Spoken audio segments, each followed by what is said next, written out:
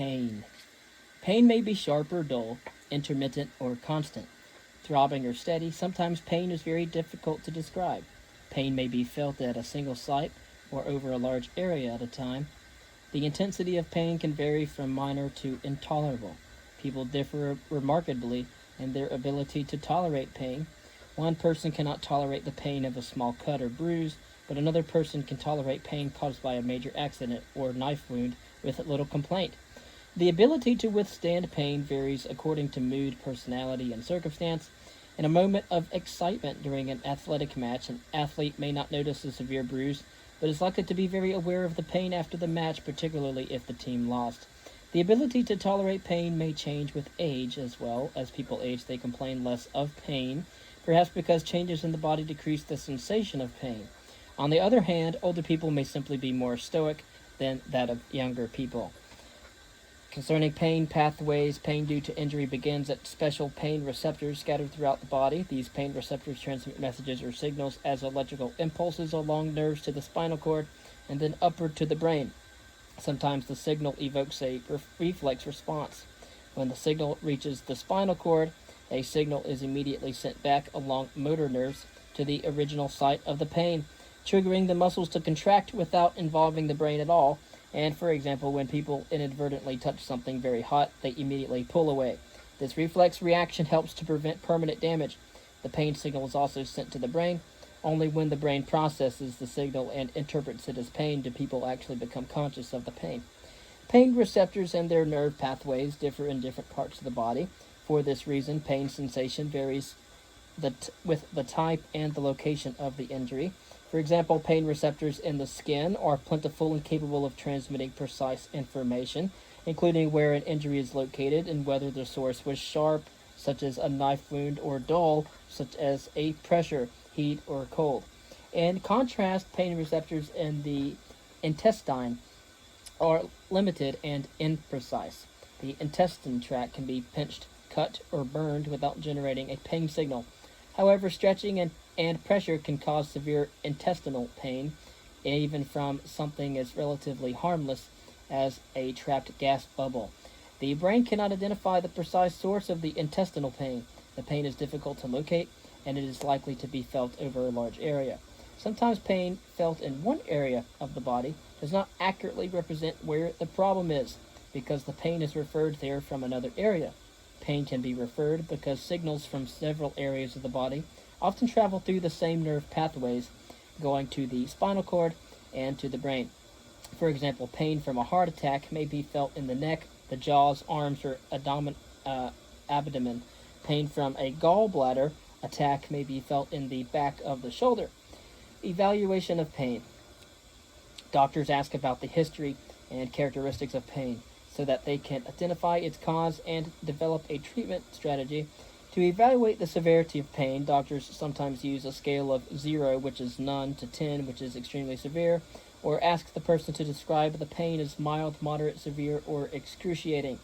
The word excruciating would come from the word crux, from crucix, from crucifying, and the Persian Empire, meaning very extreme pain. Of course, for children, drawings of faces in a series from smiling to frowning and crying can be used as also to determine the severity of pain, using emotional facial features and facial expressions. And so no laboratory test can document the presence or the severity of pain. And so doctors always try to determine whether a bodily injury or disease is causing the pain. They also consider psychologic causes. Many chronic disorders such as cancer, arthritis, sickle cell anemia, and inflammatory bowel disease cause pain, as do acute disorders such as wounds, burns, torn muscles, and broken bones, sprained ligaments, appendicitis, kidney stones, and heart attack. Psychological disorders such as depression and anxiety can worsen pain as well. Sometimes pain is determined to be caused mostly or completely by psychological disorders, and such pain is called psychogenic pain. What is referred pain? Pain felt in one area of the body does not always represent where the problem is, because the pain may be referred there from another area. As has been said before, pain produced by a heart attack may feel as if it is coming from the arm, because sensory information from the heart and the arm converge on the same nerve cells in the spinal cord. And of course, so you might have an area of pain in your arm, in your forearm, which is really where the hand begins. Of course, the heart attacks in the heart. Of course, you also have the spinal cord, but it has to travel from the pain receptors through the sensory nerve fibers, through the dorsal root ganglion to the up the spinal cord to the brain. Now, doctors also consider whether pain is acute or chronic. Acute pain begins suddenly and usually does not last very long. When severe, however, it may cause anxiety. It may cause a rapid heartbeat or heart rate, an increased breathing rate, elevated BP, sweating, and dilated pupils. Chronic pain persists for weeks or months. The term usually describes pain that persists for more than 1 month beyond the usual course of an illness or an injury, pain that recurs off and on for months or years, or pain that is associated with a chronic disorder such as cancer. Usually, chronic pain does not affect the heartbeat, breathing rate, blood pressure, or pupils. It may result in other problems, however, such as depression, disturbed sleep, decreased energy, loss of appetite, weight loss, or loss of interest in sexual activity. Many people who are being treated for chronic pain may experience a brief, often severe flare-up of pain. It is called breakthrough pain because it breaks through the regularly scheduled pain treatment. Typically, breakthrough pain begins suddenly. It lasts for about 1 hour, and it feels much like the person's chronic pain, except that it is more severe. Breakthrough pain may differ from person to person, and of course, it is often unpredictable. Types of pain.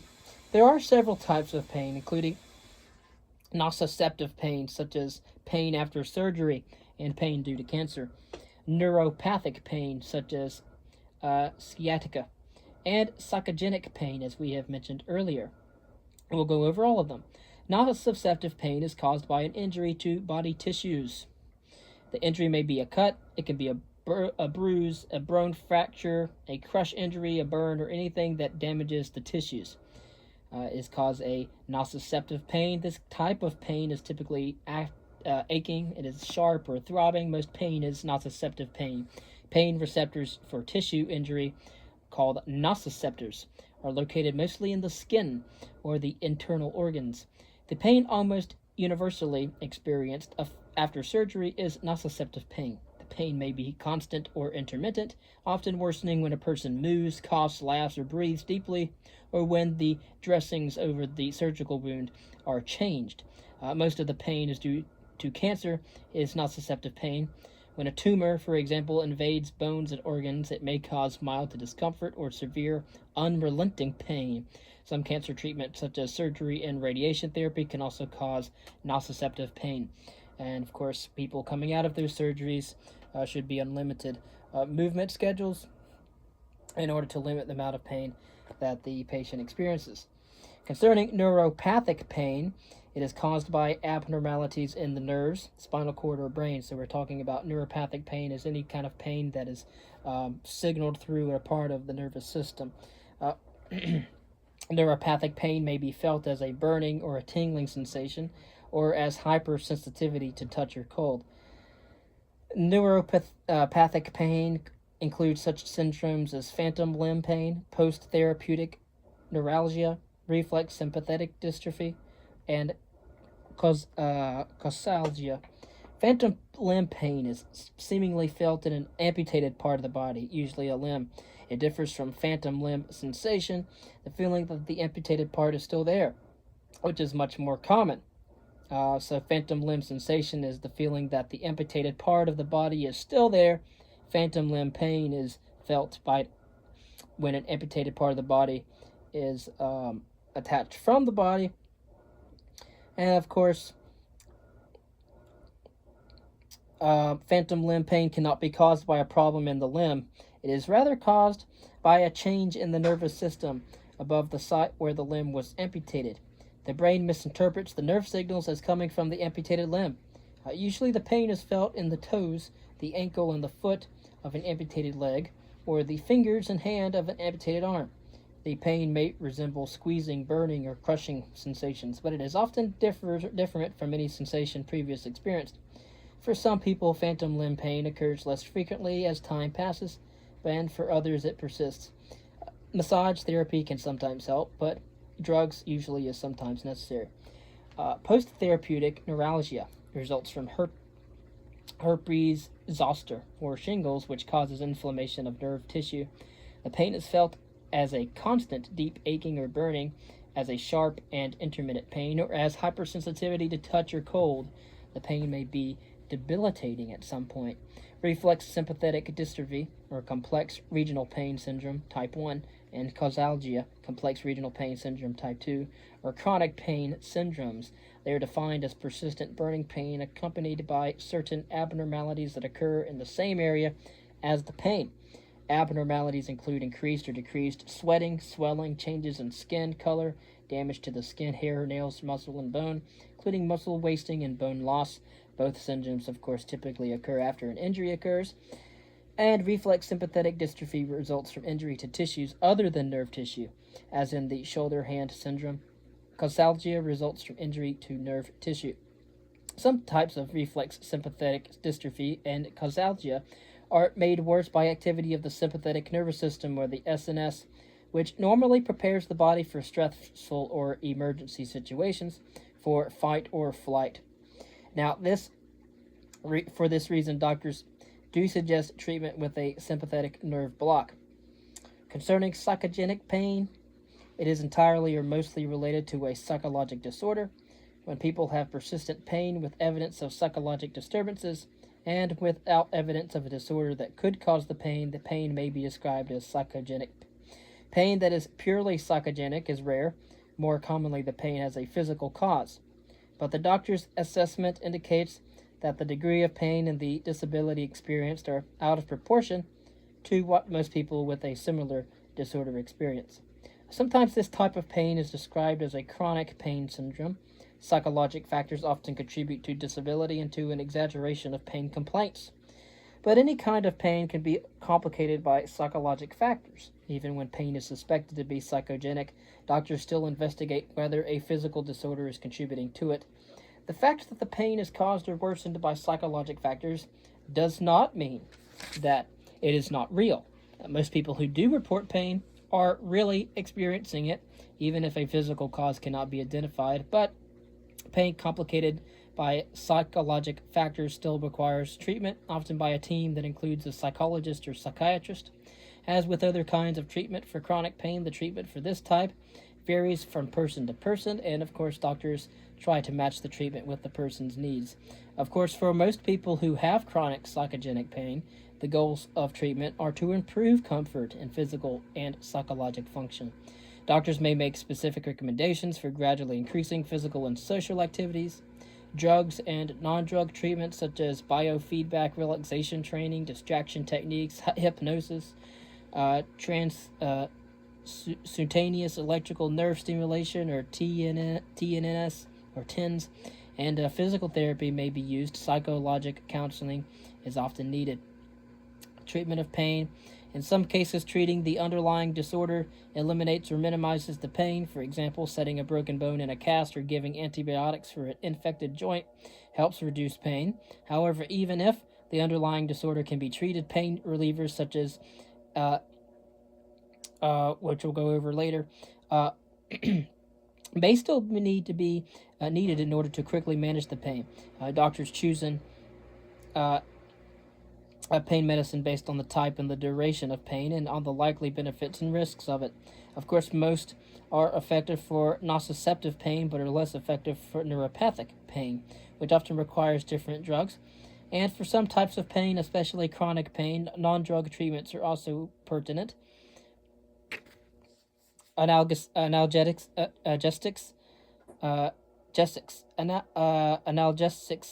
fall into three categories: opioid, or narcotic, non-opioid, and adjuvant, or drugs that are usually given for reasons other than pain, but that sometimes relieve it.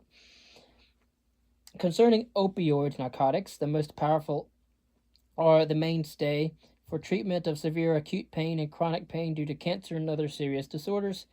Opioids are preferred because they are so effective in controlling pain. The use of opioids to treat chronic pain not due to cancer is becoming more acceptable, but it is still relatively uncommon. Opioids, however, are not appropriate for everyone.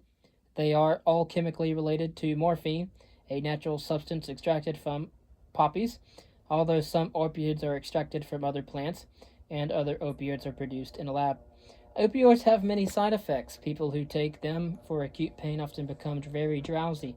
For some people, this drowsiness is welcome, but for others, it is not. Of course, most people who take them become tolerant of this effect, and they do not continue to feel drowsy. Some people who continue to feel drowsy are given stimulant drugs, such as methylphenidate, to keep them awake and alert. Opioids may also cause confusion, especially in older folks. Opioids often cause constipation and retention of urine, especially in older people. Stimulant laxatives, such as Senna, help prevent or relieve the constipation. Increasing intake of fluids can also help. Sometimes people with pain feel nauseated, and opioids can increase the nausea. And so, antiemetic drugs taken by mouth, suppository, or injection help prevent or relieve nausea. Some commonly used antiemetic drugs are metoclopramide, hydroxyzine, and chlorperazine. Taking too much, of course, of an opioid can have a serious side effect or side effects, including a dangerous slowing of breathing and even a coma. And these effects can be reversed with naloxone, an antidote given intravenously.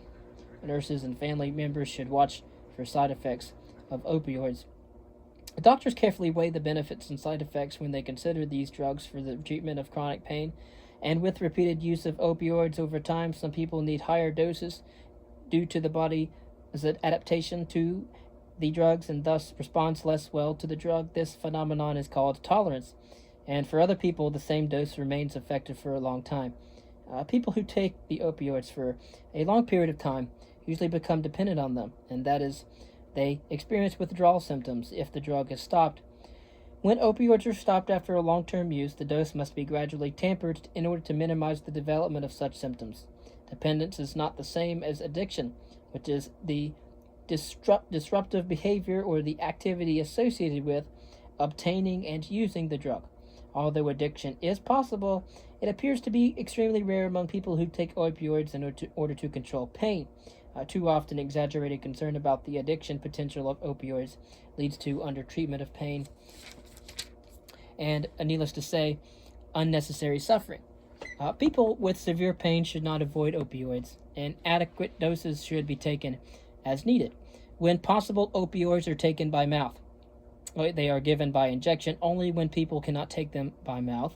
For people who are helped by an opioid but cannot tolerate its side effects, an opioid can be administered directly into the space around the spinal cord through a pump, and thus providing high concentrations of the drug to the brain. One opioid, called fentanyl, is available as a skin patch, provides pain relief for up to 72 hours. Different opioid drugs have different advantages and disadvantages. Morphine, the prototype of these drugs, can be taken by mouth, which is orally, or by an injection. There are two oral forms, sustained release and immediately release. Different sustained release forms provide relief for about 8 to 24 hours, and these are widely used to treat chronic. The immediate release form provides a short-lived relief to chronic pain, usually for less than 3 hours. In injected form, it's only 2 to 6 times less morphine is required in oral forms, because when the morphine is taken by mouth, much of the drug is chemically altered or metabolized by the liver before it actually reaches the bloodstream. And so if you take it intravenously, it goes directly to the brain. Usually the difference in the amount needed for the different routes does not change the effects of the drug. However, pain relief with injected forms is very a lot quicker than that with oral forms, but relief does not last as long. And so morphine may be injected into a vein intravenously, into a muscle intramuscularly, or under the skin subcutaneously, under the skin. With the intravenous form of morphine, pain relief is almost immediately, but it does not last very long, as has been said. With the intramuscular form, pain relief is less rapid, but lasts longer. With the subcutaneous form, pain relief is the least rapid, but it lasts the longest. Injections can be given every few hours, but repeated injections can become extremely annoying for the patient. Alternatively, a catheter can be inserted in a vein or under the skin, and then it can be connected to a continuous infusion pump, which supplies morphine on a continuous rate. The continuous infusion can be supplemented with extra doses when needed, and sometimes a device that enables a person to control the release of the drug by pressing a button is used, but this is not always recommended. This technique is called patient-controlled analgesia. Usually continuous infusion is used for people who have severe pain due to a serious disorder. Opioids are essential to the management of acute pain. For example, opioid analgesics are usually prescribed after surgery, and they are most effective when taken every few hours before the pain becomes severe. The dose may be increased, or another drug, such as a non-steroidal anti-inflammatory drug, may be added if the pain temporarily worsens. If the person needs to exercise, movement can be more painful, or if the wound dressing is about to be changed, there could be pain as well. When the pain eases, doctors reduce the dose and prescribe non-opioid drugs such as acetaminophen. Non-opioid analgesics, a variety of non-opioid analgesics are available. Several such as aspirin, ibuprofen, ketoprofen, naproxen, and acetaminophen are available in prescription and non-prescription, over-the-counter or OTCs. Prescription strength formulations contain more active ingredient per dose than OTC formulations. OTC are reasonably safe to take for short periods of time, but their labels caution against taking them for more than 7 to 10 days.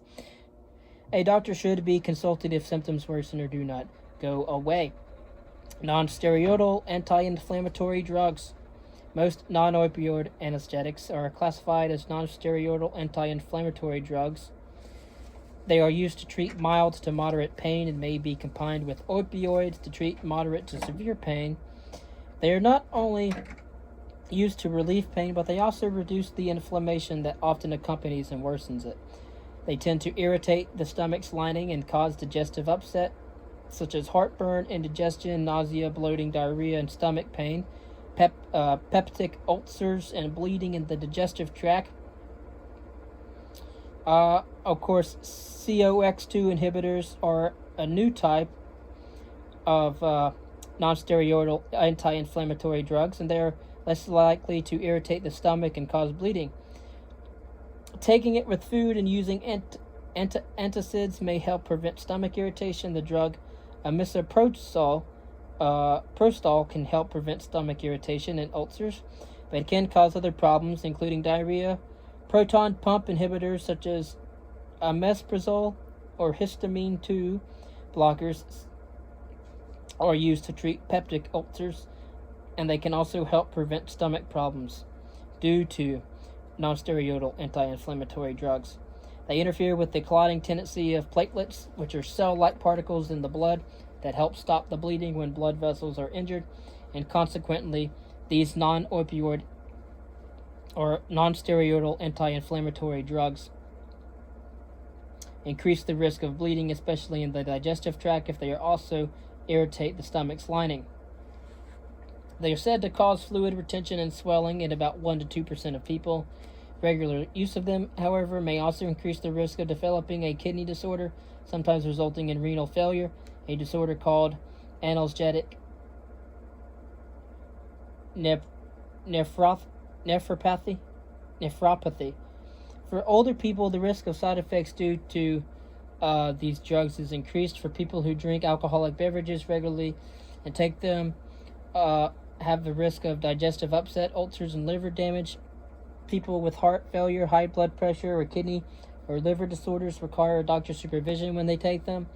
Some prescription heart and blood pressure drugs may not work as well when taken with these analgesics. And of course, they vary in how quickly they work and how long that they relieve pain. Of course, they are equally effective. People respond to them differently. One person may find a particular drug to be more effective or to have fewer side effects than another. Aspirin has been used for about 100 years. Aspirin is taken by mouth and provides 4 to 6 hours of moderate pain relief.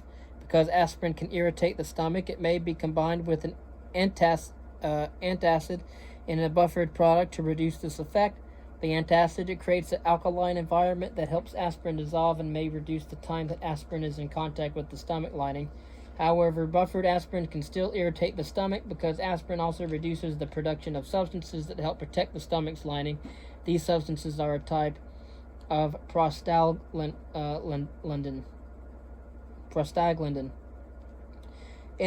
Enteric-coated aspirin is designed to pass through the stomach intact and dissolve in the small intestine, thus minimizing direct irritation of the stomach. Enteric refers to the small intestine. However, enteric-coated aspirin may be absorbed erratically. If food and enteric-coated aspirin are ingested at about the same time, the aspirin is not absorbed as quickly because food delays the emptying of the stomach. Consequently, the pain relief is delayed. Aspirin also increases the risk of bleeding throughout the body because it reduces the clotting tendency of platelets. People who bruise easily may be especially vulnerable to this effect. Anyone who has ever had a bleeding disorder or uncontrolled high BP should not take aspirin except under a doctor's supervision. People who take aspirin and anticoagulants, such as warfarin, are closely monitored in order to avoid life-threatening bleeding. Usually, aspirin should not be taken in the week before a scheduled surgery. Aspirin can aggravate asthma. People with nasal polyps are likely to develop wheezing if they take aspirin. A few people who are sensitive or allergic to aspirin may have a severe allergic reaction, anaphylaxis, leading to a rash or an itching, a severe breathing problem, or a shock, such as a reaction requires immediate medical attention. In very high doses, aspirin can cause serious side effects such as abnormal breathing. One of the first signs of an overdose is noise in the ears, called tinnitus.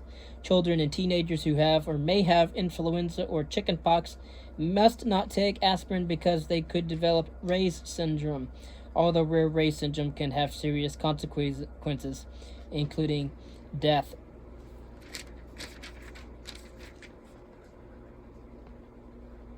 And then we have ibuprofen, ketoprofen, and naproxen. Again, we're talking about these non-steroidal anti-inflammatory drugs. I won't list all of them, but much such as ibuprofen, ketoprofen, and naproxen are generally believed to be gentler on the stomach than aspirin.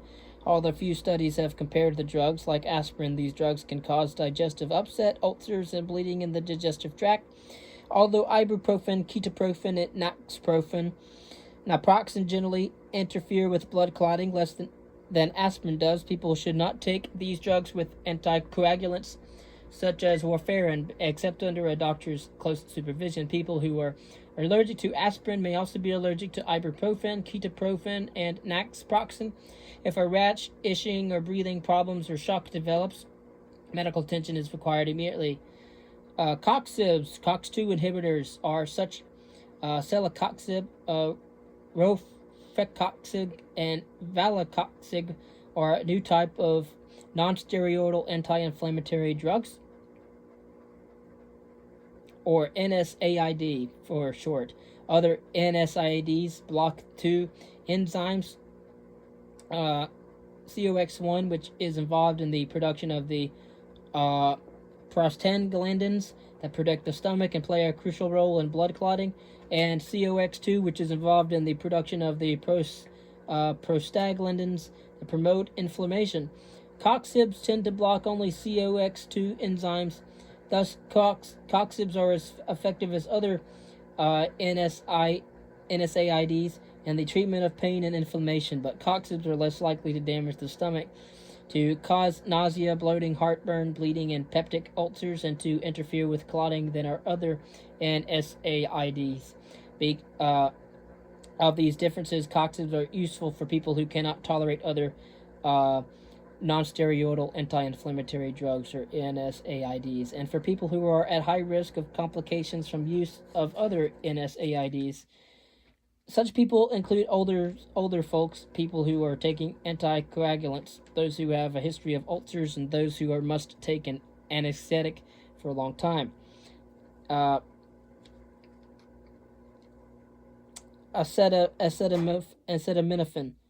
Uh, this drug is roughly comparable to aspirin in its potential to relieve pain and lower a fever, but like NSAIDs, acetaminophen has virtually no useful anti-inflammatory activity, does not affect the blood's ability to clot, and has almost no adverse effects on the stomach. How acetaminophen works is not clearly understood. Acetaminophen is taken by mouth or suppository, and its effects generally last 4 to 6 hours. High doses can lead to liver damage, which may be irreversible. People with a liver disorder should use lower doses than usually taken. Whether lower doses taken for a long time can harm the liver is less certain. People who consume large amounts of alcohol are probably at highest risk of liver damage from overuse of acetaminophen.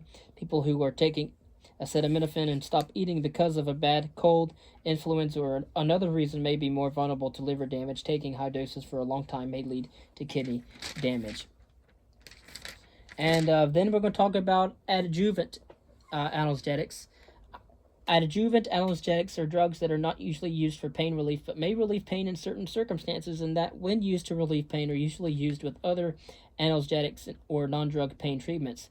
The adjuvant analgesics are most commonly used for pain are antidepressants such as desipramine, anticonvulsants such as carbamazepine, and oral and topical local anesthetics. Antidepressants can potentially relieve pain in people who do not have depression. There is some evidence that tricyclic antidepressants are more effective for this purpose than other antidepressants, but selective serotonin reuptake inhibitor (SSRI) antidepressants such as fluoxetine are tolerated better. People may respond to one antidepressant and not others. Anticonvulsants may be used to relieve neuropathic pain. Gabapentin is used most often, but many others, including phenytoin, carbamazepine, clonazepam, and oxcarbazepine may be tried. Anticonvulsants such as Divalproxex may also prevent migraine headaches. Maybe can take by mouth. Of course, local anesthetics are more commonplace directly on or near a sore area to help reduce the pain. For example, doctors may inject a local anesthetic such as lidocaine into the skin to control pain due to an injury or even due to neuropathic pain syndromes. Local anesthetics are also used in nerve blocks. For example, a sympathetic nerve block involves injecting a local anesthetic into a group of nerves near the spine and the neck for pain in the upper body, or in the lower back for pain in the lower body. Occasionally, pain related to nerve injury can be treated by injecting a caustic substance, such as a phenol, into a nerve to destroy it, by freezing the nerve in cryotherapy, or by burning the nerve with a radiofrequency probe. These techniques may be used in order to treat facial pain due to trigeminal neuralgia. Topical anesthetics, such as lidocaine, applied as a lotion, ointment, or skin patch, can be used to control pain due to some conditions. These anesthetics are usually used for a short period of time. For example, an anesthetic mouthwash can be used to relieve a sore throat. However, some people with chronic pain benefit from using topical anesthetics for a long time. For example, a lidocaine patch can be used to relieve post-therapeutic neuralgia. A cream containing capsaicin, a substance found in hot peppers, sometimes helps reduce the pain caused by such disorders as herpes zoster and osteoarthritis. It is most often used by people with localized pain due to arthritis, and this cream must be applied several times a day. Concerning non-drug pain treatments, in addition to drugs, many other treatments can help relieve pain. Applying cold or warm compresses directly to a painful area often helps. Ultrasonography that provides deep heat. Diathermy may help relieve pain of osteoarthritis and muscle pain. Some people benefit from transcutaneous electrical nerve stimulation. A gentle electric current is applied through electrodes placed on the skin surface. It produces a tingling sensation without increasing muscle tension. It can be applied continuously for several times a day or 20 minutes to several hours. The timing and length of the stimulation varies because each person responds differently. Often people are taught to use the device so that they can use it as needed. It may be used for chronic pain. Acupuncture involves inserting tiny needles into specific areas of the body.